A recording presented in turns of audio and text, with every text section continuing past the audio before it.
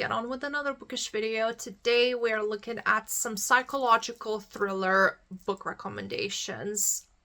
Without any further ado, let's just dive straight into it. Things first, psychological, I guess a lot of thrillers, if not all of them, could be psychological, but it's just the ones that the psychological aspect of it just jumps out at me the most, and I just thought, you know what, it just makes sense to make it a whole separate category.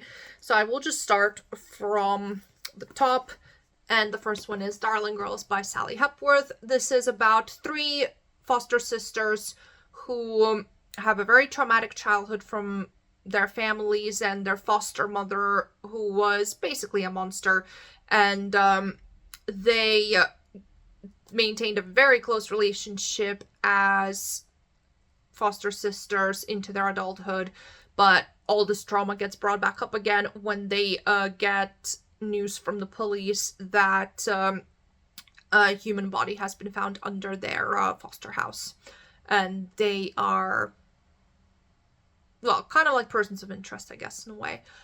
So yeah, we see flashbacks to their childhood, which is very traumatic. Like some of the darkest stuff that I've read in any book, to be fair. We get the sisterly dynamic, we get lots of insight into trauma and healing and different ways that people cope with that, all alongside a really great thriller aspect as well.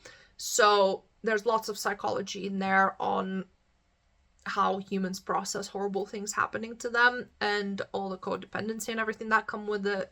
So I would definitely recommend. It's one of my favorite books of the year, and the list is long for that. So and it just went on the floor. Great.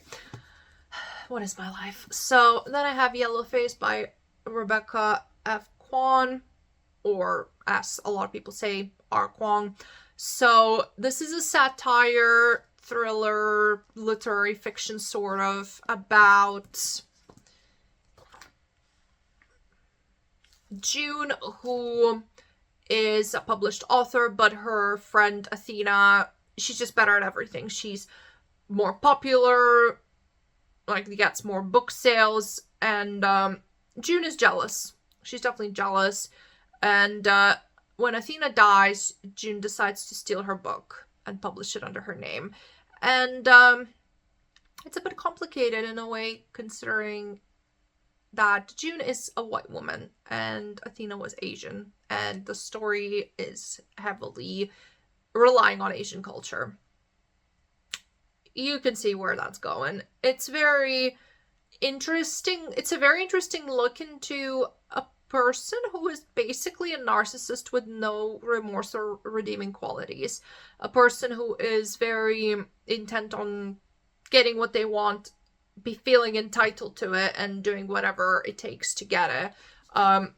It wasn't my favorite of all time, but I did enjoy it, and I thought that it set out what it wanted to do. Is that even the right way to say it? It did what it wanted to really well.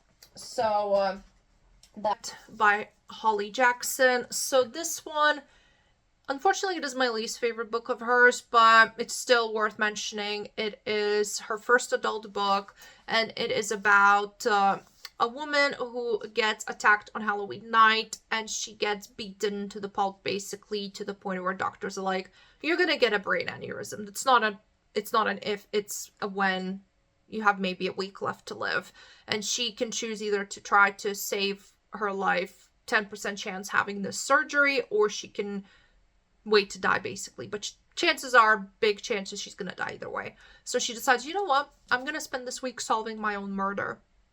And where does the psychology come in? Because obviously it is like a murder mystery as well. Well, the psychology aspect for me came from, you know, our main character, what was her name? Jet. That's a nickname she gave for herself, which is all we need, really. So Jet really does she has this time to think, you know, regret, because she spent a lot of her life waiting for her life to start, and now it's over, and she doesn't really have time to process that or even begin to deal with it, and she's trying to get justice for herself when no one else really seems interested in doing that. Everyone has their own sets of expectations. It's you know, a psychology of interesting family dynamics and all of that as well, really toxic, messy ones. So it's definitely still worth reading, even if I didn't love it compared to her other. Strange Sally Diamond by Liz Nugent. Still haven't figured out how to pronounce it.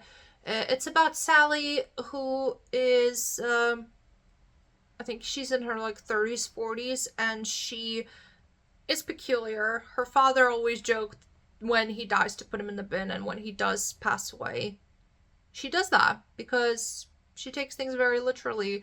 And when people are like, you can't just do that, she's like, why?